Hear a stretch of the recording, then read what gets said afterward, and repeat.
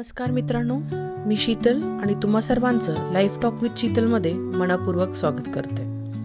इथे आपण रोज छोट्या छोट्या गोष्टीतून मोठ्या शिकवणी घेऊयात। आज मी तुम्हाला एक खूप सुंदर आणि छोटी गोष्ट सांगणार आहे, जी दाखवतं की छोटे बदल, छोटे पाऊल ही मोठा बदल घडवू शकतात। तर मित्रांनो,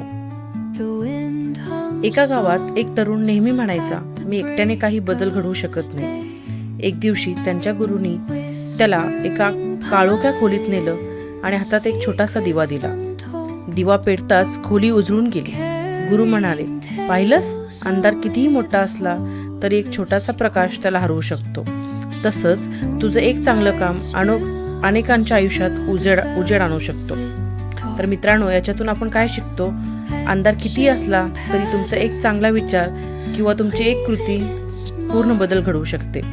आपण लहान आहोत असं कधीही समजू नका।